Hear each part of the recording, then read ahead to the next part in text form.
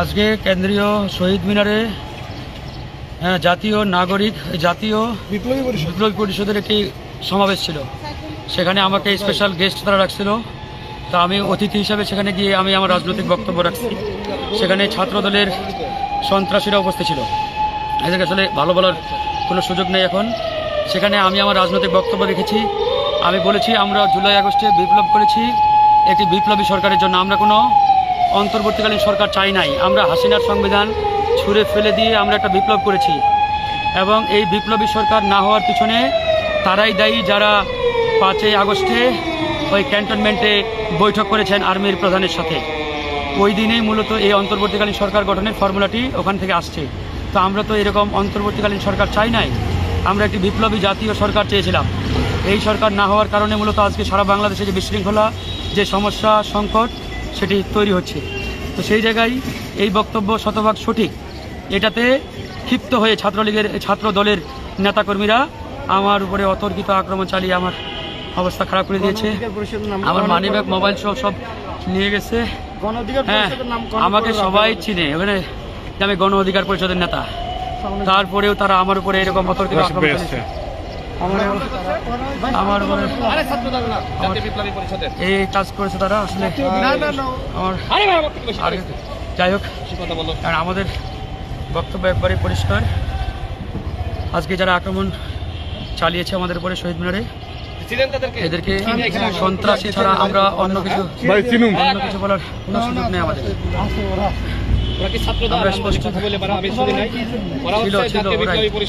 বিপ্লবী পরিষদের ব্যানারটা ওদের ব্যানারে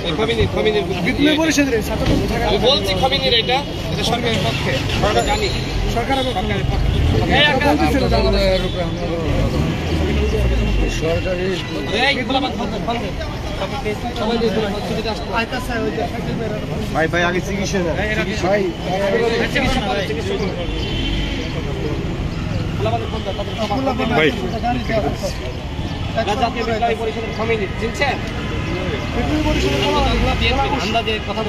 গণ অধিকার পরিষদের সিনিয়র সহসভাপতি ফারুক হাসানের উপর ব্যাপকভাবে শহীদ মিনারে হামলা চালানো হয়েছে। সেখানে ডক্টর ইউনূস সরকারের বিরুদ্ধে ফারুক হাসান সমালোচনা করে বক্তব্য দিয়েছিলেন, যে কারণে এই সমালোচনা করার কারণে তার উপর এই ধরনের হামলা চালিয়েছে জাতীয় বিপ্লবী পরিষদ নামক নব্য গজিয়ে ওঠা একটি সংগঠন।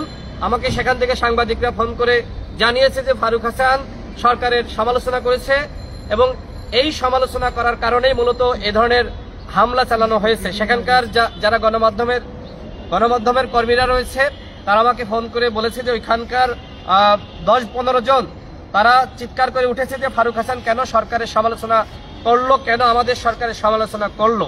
এই কথা বলেই তার উপর দেখেন কিভাবে বেধড়ক তাকে হত্যা চেষ্টার উদ্দেশ্যে এইভাবে হামলা চালানো হয়েছে। তার কপালে কি কপ লেগেছে না কি হয়েছে? ছুরি দিয়ে। দেখেন কত বড় এরা জঙ্গি, এরা নাকি সরকারের সমর্থক। আমি আগামী 2 ঘন্টা সময় দিলাম শাহবাগ থানায়। এখন আমি পোলাপান নিয়ে যাব, ওদেরকে গ্রেপ্তার করতে হবে। এখন এই অবস্থায় আমরা শাহবাগ থানায় যাব, এই অবস্থায় চিকিৎসা চলবে না। যারা জঙ্গিরা, এদেরকে সরকারের পক্ষে অবস্থানের নামে যারা হামলা করেছে এদেরকে গ্রেপ্তার করতে হবে। শাহবাগ থানায় সবাই চলো। যারা প্রোগ্রাম করছে সেখানে বক্তব্য দিয়েছে, বক্তব্য দেওয়ার পর কিন্তু আপনারা ফোর্স নিয়ে ঘরে যান, কারা জঙ্গি কারা অলরেডি ফোর্স পাঠাইছে। চিকিৎসা তো দিব, কিন্তু আমরা আসলাম আপনাদের দ্রুত ফোর্স পাঠান। চিকিৎসার জন্য তো আসলাম, এবং চিকিৎসার ওইখানে সেই জঙ্গিরা যদি হামলা করে তখন আপনি আগে চিকিৎসার জন্য যাচ্ছি। ঠিক আছে, আপনি ফোর্স পাঠান, আপনি একটু তাড়াতাড়ি হসপিটালে পাঠান, বাকিটা তো আমি করতেছি। আপনি হসপিটালে পাঠান। আচ্ছা ঠিক আছে, আপনি এখানে পুলিশ পাঠিয়ে ওদেরকে গ্রেফতার করেন। আপনি একটাকে ছাড় দিতে দ্রুত যান, গ্রেফতার করেন। আপনি আগে তার থেকে এখনো এখানে জঙ্গি ছাড়া এইভাবে হামলা করতে পারে? কোন মানুষ হামলা করতে পারে? আওয়ামী লীগের বিরুদ্ধে সারা জীবন প্রোগ্রাম করলে শেখ হাসিনার বিরুদ্ধে সমালোচনা করে গেছে, এখন নাকি সমালোচনা করা যাবে? ওরা কারা? ওরা তো সরকারের কেউ না, সরকারের নাম জঙ্গি ওদের কেস এখানে করার জন্য কেস নিয়ে ওয়ারেন্ট আচ্ছা আগে মেডিসিন নিতে কত ভাই ওরা কি আসল কেনে হ্যাঁ ভাই আছে আছে আছে আমাদের বলা ভাই আছে ওরা ভাই আছে হ্যাঁ আছে ওরা 15-20 জন ওদের পরিকল্পনা ভাই এটা কি ছিল ওখানে হ্যাঁ ছিল তো ঠিক আছে আমি ছিলাম ট্রেনার ওরা রিকশা পর্যন্ত একটা নাম করে আপনি আসেন আমাদের সাথে পিজিতে চলেন বা লোক পাঠান আপনি কি পিজিতে নিয়ে যাচ্ছেন? আচ্ছা পিজিতে আগে নিয়ে যান, আমি তো পুলিশ পাঠাচ্ছি। আগে চিকিৎসা জরুরি তো, আগে আপনি বুঝতেছেন না? আপনি ওদেরকে ধরে আনবেন, আমরা আসতেছি। এই এখানে নিয়ে যাও, আমি এখানে আছি, সাবাস খান ওই দাঁড়ান দাঁড়ান ঠিক আছে না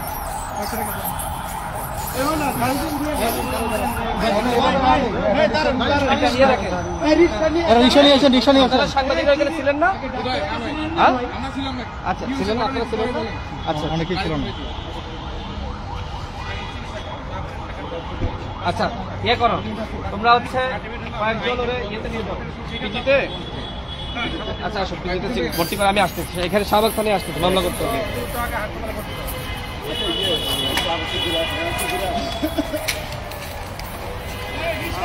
ভাই রিকশাটা তাড়াতাড়ি নিয়ে যান। রিকশা লাগবে, রিকশায় নাও। গাড়ি কই? কি গাড়ি আছে?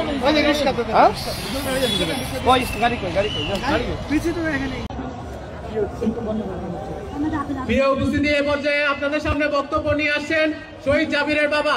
আপনারা সবাই বসে বক্তব্য শুনেন।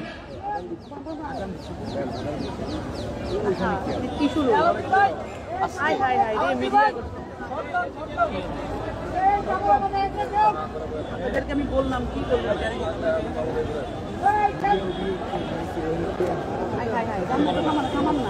আমরা সবাইকে বিশৃঙ্খলা না করার জন্য অনুরোধ করছি। আমরা সবাইকে বিশৃঙ্খলা পরিহার করার জন্য অনুরোধ করছি। আমরা শান্তশিষ্টভাবে প্রোগ্রাম সমাপ্ত করতে চাই। জাতীয় বিপ্লবী পরিষদ সকল প্রকার বিশৃঙ্খলার বিরুদ্ধে, জাতীয় বিপ্লবী পরিষদ সকল প্রকার বিশৃঙ্খলার বিরুদ্ধে আমরা সবাইকে শান্তশিষ্টভাবে আজকের প্রোগ্রাম বাস্তবায়ন করার জন্য অনুরোধ করছি।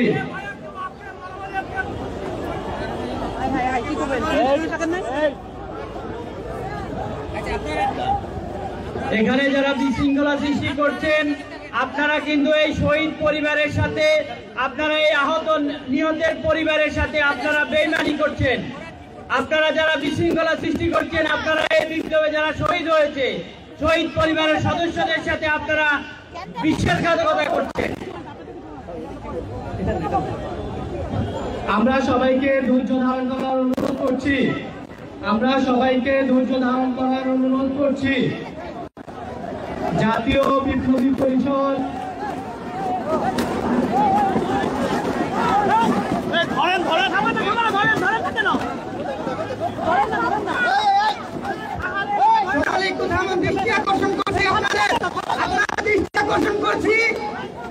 সকলকে দৃষ্টি আকর্ষণ করছি, থামুন থামুন।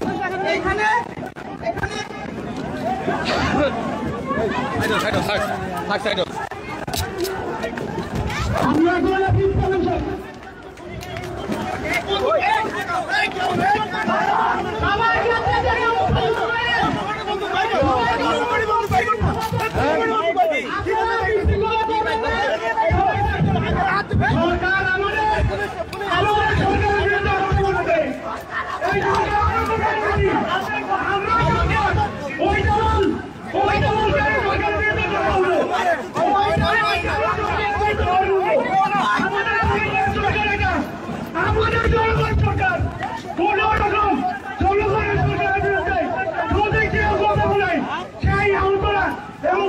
পরিবার ওই সরকারের পক্ষে থেকে ওই সরকার